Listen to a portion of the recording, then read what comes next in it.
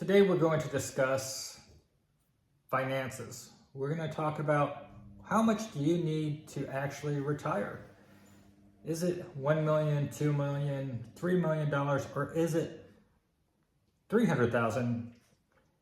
The numbers are going to really be dependent upon what type of lifestyle you're looking for. Where do you want to retire? If you're looking at staying in the United States, you're probably needing a lot more. If you're looking at moving abroad, a lot less. We early retired at 51 and 45. I'm 56 now. Julie's at the ripe old age of 49, pushing that big 50 mark. Thanks. So we are living in Montenegro part-time. We don't have residency here. We travel full-time. And we have done this quite comfortably, traveling with our two dogs on less than $3,000 a month. Less than the average person's Social Security. I should say the average couple's Social Security. So we have seen a lot of different things with a lot of different people's budgets. If you're new to our channel, as we travel, we've met a lot of expats and we've shared their cost of living and their expenses and what it costs for them to live where they live. And we're going to talk a little bit about some of those lower priced countries if you're looking at retiring and getting a kickstart out the door. But we're also going to talk about your money and how far it can go and what your goals are with your money and how much you can make per $100,000 of savings. So let's first off start off talking about your savings. If you have money saved, you have to decide what your goal is. Is your goal to live on that money forever and not have it disappear? Or is it a bucket of money that you have to bridge? Maybe you are 55 years old and all the money that you have is saved up into your 401k and IRA. And you can't touch that till you're 59 and a half without a penalty.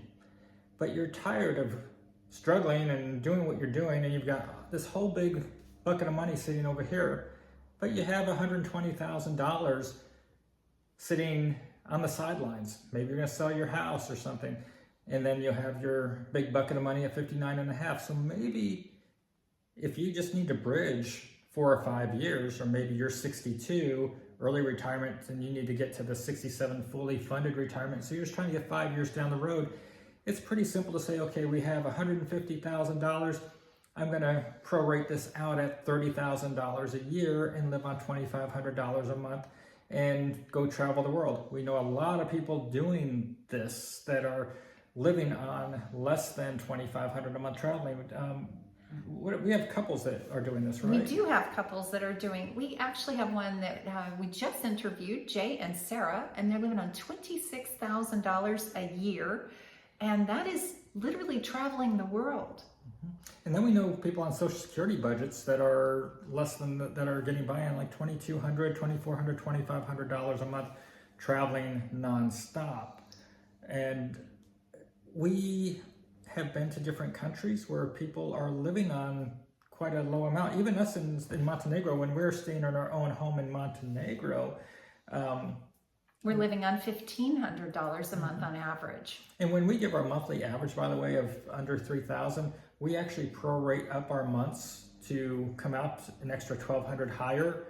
So we throw in what an Airbnb typically will cost us as we're traveling. That said, our Airbnbs are much more expensive than yours would be if you chose to live this lifestyle, because we travel with two dogs. We're looking for parking. We're looking for a kitchen. We're looking for good internet. We typically want green space.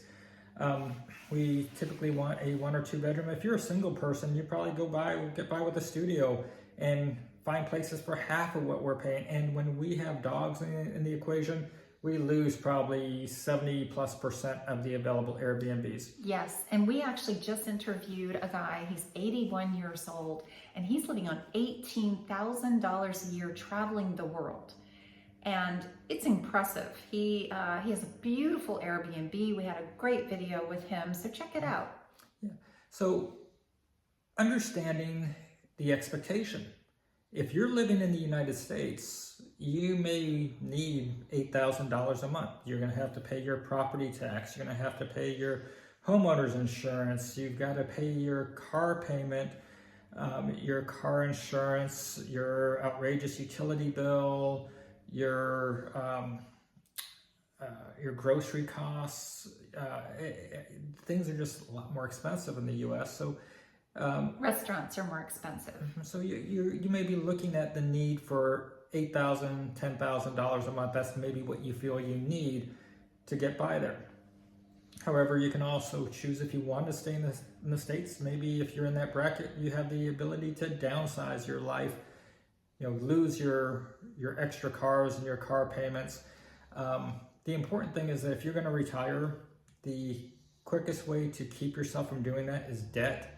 So if you are out there racking up credit cards and buying new cars and having debts, you're not on the fast track. There is one thing you can do with credit cards that actually will help you, and that is to get your rewards. So if you pay your credit card off every single month, if you have a credit card and you can be responsible and pay it off and reap those rewards, you get cash back or free hotel nights, travel perks. So when we are looking at a monthly budget, and if you had money saved, how much do you need to have saved and how far will your savings take you?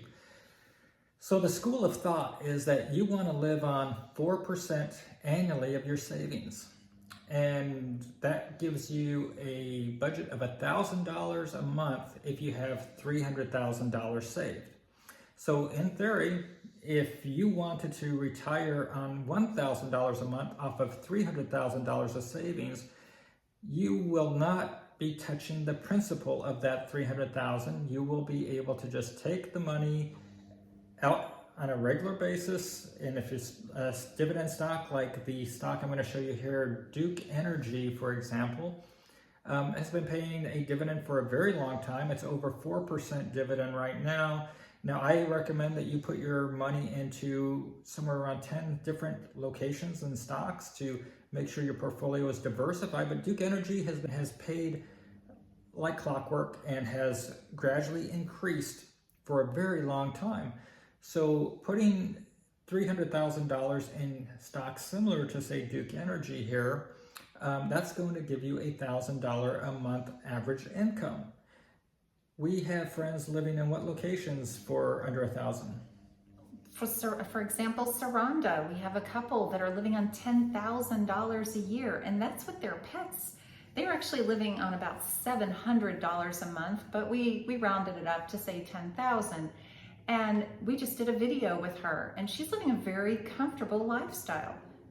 Now, if you don't want that money to run out, say you have $300,000 and you want to get to where you can get to your Social Security, or maybe you have Social Security that you're bringing in, but let's just say you're waiting to get to that point where you're 65 and now you'll get your $1,500 or $2,500 of Social Security and you can live on that $1,000 a month. Well, then when you get that Social Security, then that will continue on. In theory, you'll have that growing with inflation over the years, because in the stock market, the average return, if you're diversified in a portfolio, you're looking at around 9.7, 9.8% annual return. So if you're taking out 4%, you should be able to have money that's growing and continuing to help you move along with inflation, hopefully. Obviously, the last couple of years, the inflation's been off the charts, but hopefully we don't have many more years like that. But on those typical years where you're having a 3% or lower inflation rate, you should be staying ahead of the bell curve with your portfolio if you have it balanced out across many areas. Now, I do want to make sure that I mention I'm not your financial advisor, and I'm not assuming any risk, and I'm not giving you any advice. My goal here is to get you to do your own research and take the risk that you're willing to make on your own. I'm not your financial advisor, one more time, and I assume no risk for any losses or missteps that you may make on your own. And I want to talk about a couple that we know in Cuenca, Ecuador. They're living on $1,600 a month, and they're living a very luxurious lifestyle. I believe their house is around 4,000 square feet. So this is not about not having your comforts, not having things. You can live very well abroad. Yeah, so under that scenario, if you are looking at a $1,600 a month budget, that would be a $480,000 save that you would not be touching the principal, again, in theory. So you have to take a look at how much you think you're going to need to know how much you should save. Now, going back, if your goal is just to get to where you can touch your 401k and IRA money, where you're going to have more money, or you're going to get to the point where you can get to Social Security and you don't mind burning through some savings, that's what some people do to bridge, to get to that retirement gap, to get to that 401k or IRA. But once you get to that 401k and IRA money, you don't want that to run out. So you have to look at that 4% rule. Some people are even ratcheting that up to like 4.5 and 5%. I'm going to tell you, 4% is a good way to probably be able to have that money last you through your life and keep up with inflation. You start burning it down too quickly, you have additional risks.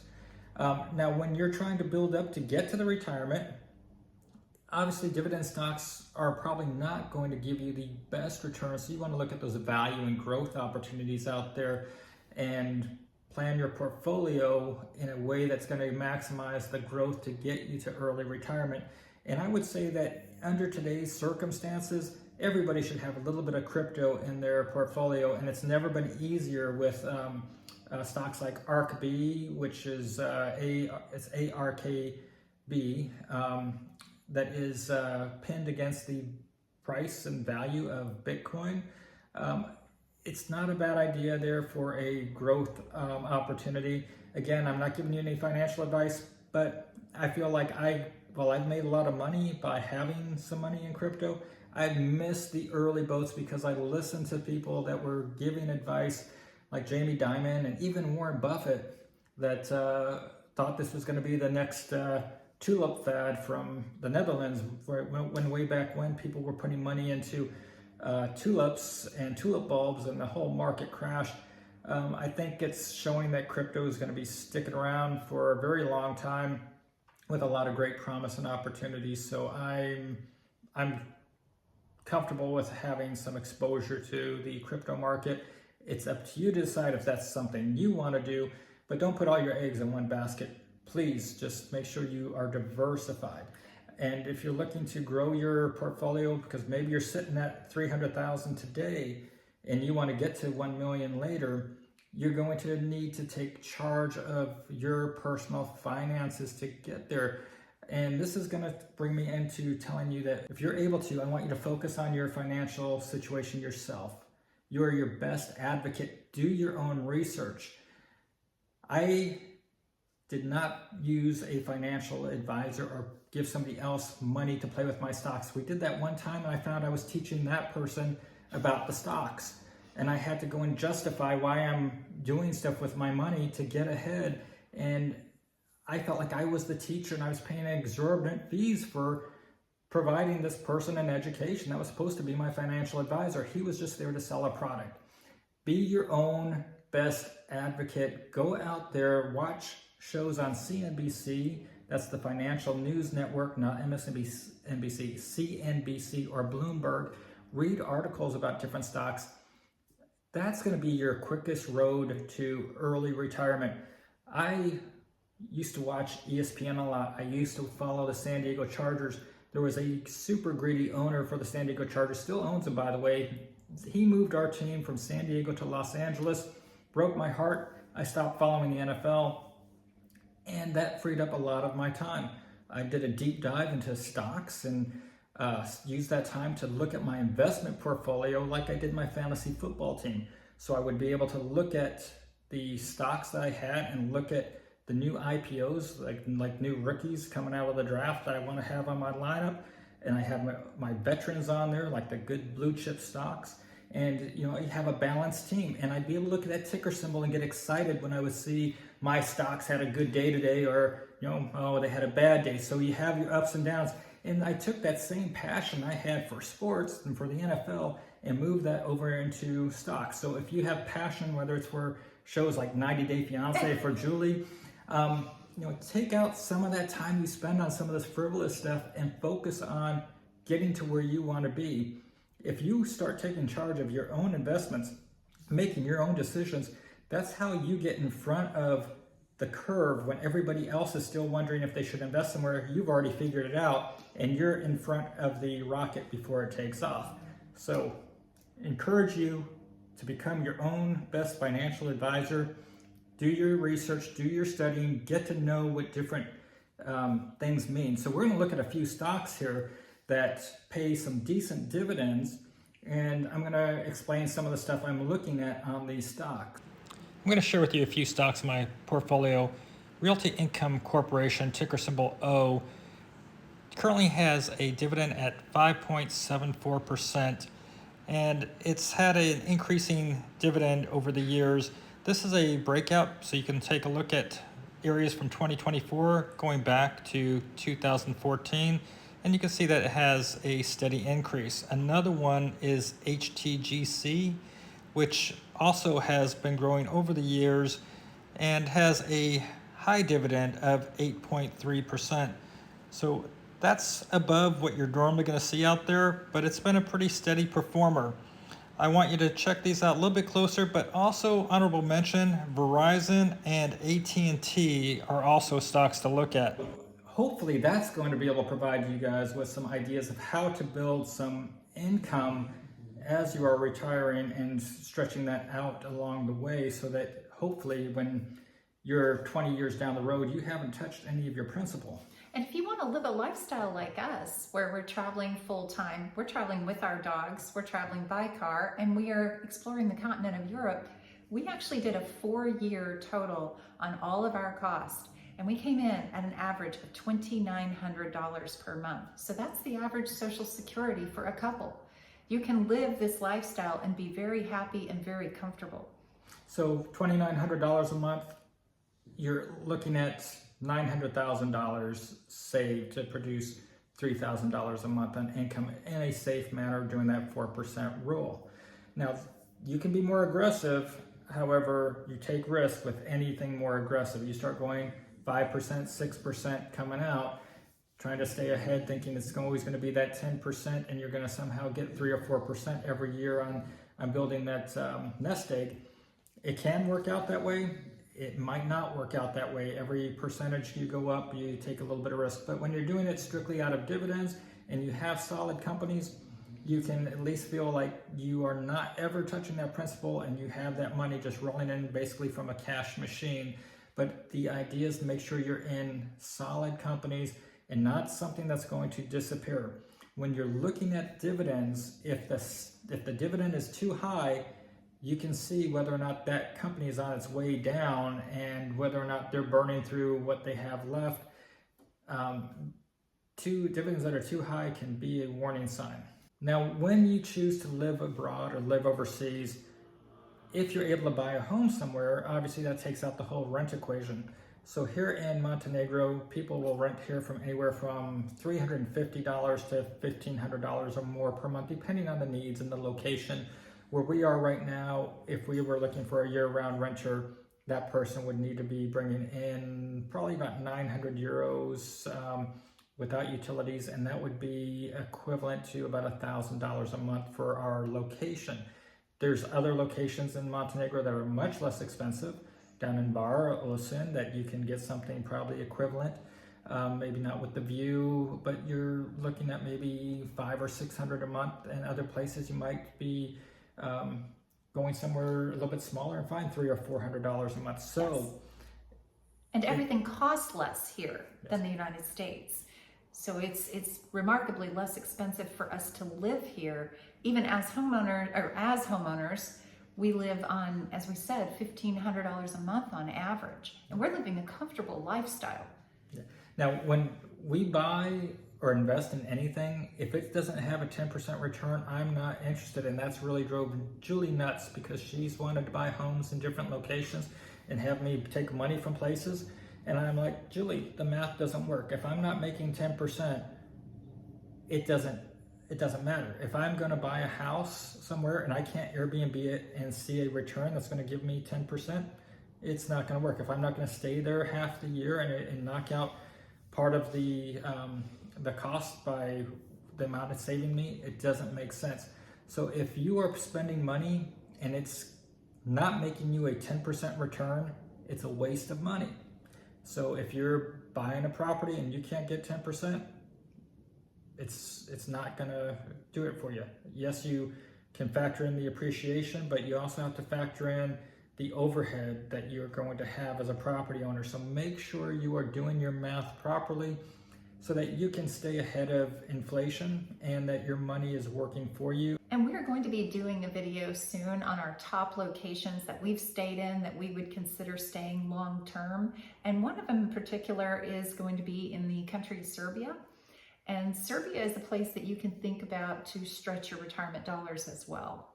So as a reminder, Julie and I, we're traveling the world with our 2 dogs, trying to see what it's like to live in different places, sharing our costs and expenses and experiences with you, as well as those of other expats and nomads we see along the way and meet. So we hope that you're going to subscribe, give this video a like, and until next time, have a great day, everybody. Bye-bye. Ciao.